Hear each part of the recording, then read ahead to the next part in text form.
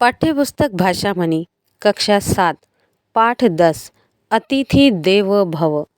नाम नहीं बताऊंगा, पर कुछ बड़े लोगों के बारे में सुना है कि वे कभी खाना अकेले नहीं खाते। कोई न कोई आगंतुक उनके साथ अवश्य बैठता है। बड़ा चाहे मैं उतना न हूँ, पर इसका नाज मुझे भी है कि मैंने अकेले कब खाना खाया यह याद नहीं। एक अतिथि विदा लेते नहीं कि दूसरे आ धमकते हैं। मैं इसे अपना सौभाग्य मानता हूँ कि मेरे ऊपर लोगों की इतनी कृपा है। बचपन से सुनता आया, बुद्धि होने पर पढ़ा भी कि अतिथि देवो भव। पुराणों में कई कहानियाँ मिली जिनमें अतिथि सत्कार की महिमा अपनी पराकाष्ठा पर है।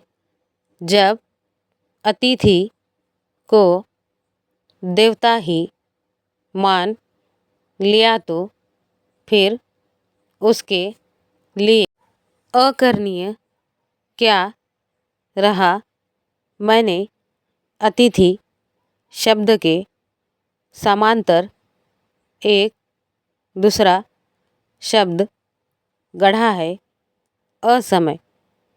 अतिथि का अर्थ है जिसकी तिथि न हो, अर्थात आने का दिन निश्चित न हो। मतलब कि जो बिना पूर्व सूचना के अकस्मात टपक पड़े।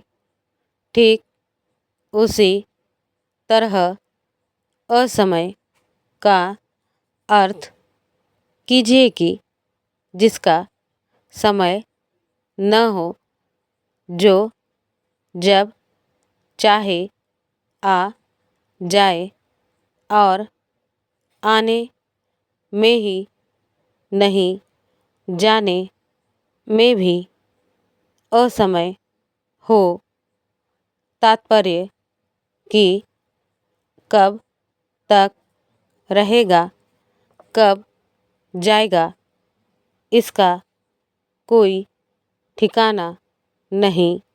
मैं अतिथियों से नहीं घबराता, पर असमय से ज़रूर कांपता हूँ। कारण कि मैं कामकाजी आदमी हूँ। इस युग में कौन कामकाजी नहीं है। जिसको देखिए वही व्यस्तता के मारे सब परेशान है। आजकल बड़प्पन दिखाने के जो कई साधन है, उनमें एक यह कहना भी कि क्या बताऊं साहब, खाना खाने तक की फुर्सत नहीं मिलती। न मान लीजिए तो वह कभी हाथ न लगे। ऐसी स्थिति में जब कोई आता है तो स्वभावतः हृदय शंकाकुल हो उठता है। अतिथि देव आते हैं तो केवल अन्न खाते हैं, यूँ आजकल अन्न भी कुछ कम महंगा नहीं है, पर जान तो इससे अधिक महंगी है ही। कभी कभी दोनों का जब समन्वय हो जाता है तब तो कुछ पूछिए ही नहीं। अतिथि देवो भव का सिद्धांत कभी ठीक रहा होगा। पहले अतिथि देव छठे क्षमा से कृपा करते थे, क्योंकि यातायात के साधन इतने समुन्नत और सुलभ न थे। दुनिया बहुत बड़ी थी। खाद्यान्न की कमी न थी। 10 बजे काम पर पहुंचने की बाध्यता नहीं थी। कृत्रिमता और प्रदर्शन जीवन के अनिवार्य अंग नहीं बने थे। एक कमरे के फ्लैट में पूरा परिवार लाज संकोच छोड़कर नहीं रहता था। आसमान की तरह जीवन भी खुला था। पृथ्वी के समान हृदय भी विशाल था। अतः अतिथि देव का आना आनंद का मूल था। आज तो स्वयं खाने के लाले पड़े हैं, फिर अतिथि देव को क्या भोग लगाएं। जब अपने सोने के लिए ही जगह पर्याप्त नहीं है तो उनके लिए कहाँ बिस्तर बिछाएं।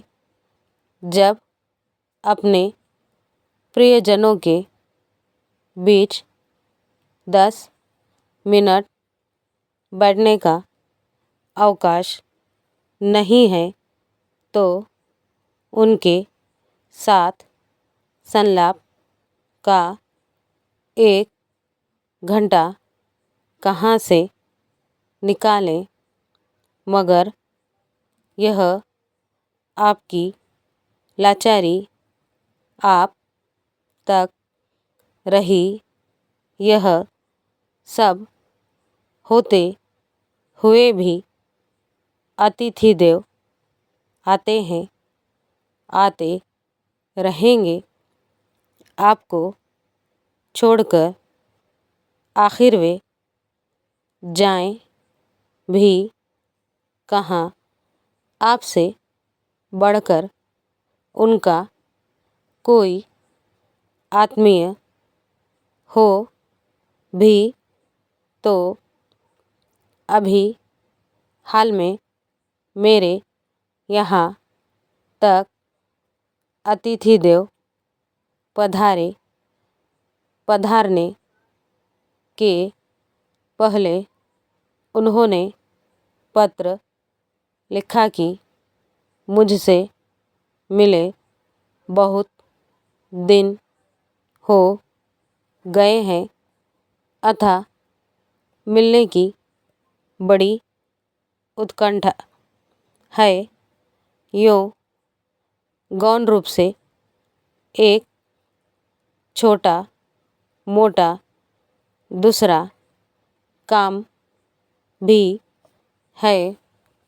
अब काम गौण था या मैं यह आपसे क्या कहने की ज़रूरत है, पर चाहे जैसे भी हो उन्होंने मुझे याद किया, इसके लिए मैं उनका अनुग्रहित अवश्य हूँ। अपने अतिथियों की वैयक्तिक विशेषताओं का वर्णन करूँ तो महाभारत की संख्या 1 से 2 हो जाएगी और वेदव्यास का यह दावा कि महाभारत के जैसा दूसरा ग्रंथ नहीं लिखा जा सकेगा खंडित हो जाएगा। महर्षि के वचन की मर्यादा भंग करना नहीं चाहता। एक मेरे नियमित अतिथि हैं। नियमित इसलिए कि उन्होंने मुझे अपना शाश्वत कृपापात्र बना रखा है। उनकी कई खूबियाँ हैं, एक से एक मज़ेदार, एक से एक पुरलुत्फ़, खासकर भोजन के मामले में बहुत ही सावधान। उदाहरणार्थ दाल में कम से कम 100 ग्राम शुद्ध घी चाहिए और मेरे घर में घी का चलन वर्षों से बंद है। कुछ इसलिए नहीं कि मुझे घी पसंद नहीं, बल्कि इसलिए कि मैं यह जान चुका हूँ कि शुद्ध घी का युग इतिहास का विषय बन गया। भगवान ने आँखें दी हैं देखने को और बुद्धि दी है समझने को।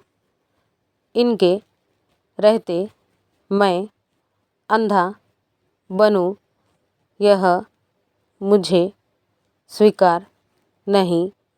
अतः जब कोई यह कहता है कि वह बाज़ार से खरीदकर शुद्ध घी खाता है तो पहुँचे हुए संत की तरह मैं केवल चुप रह जाता हूँ या कभी हल्के मुस्करा देता हूँ। अब मैं एक ही प्रमाण पर विश्वास करता हूँ और वह है प्रत्यक्ष। शेष प्रमाण दार्शनिक चर्चा के लिए ही उपयोगी हैं। पत्नी बीमार है। नौकर एक हफ्ते की छुट्टी लेकर घर गया। 3 महीने हो गए। जब तक वह नहीं आता तब तक स्वयंसेवक बनकर रहना है। महीने का अंतिम सप्ताह है और मैंने जो कहा वह क्या मुझ पर भी उतना ही लागू नहीं है? आखिर मैं भी तो किसी का अतिथि होता हूँ। लेखक देवेंद्र वर्मा।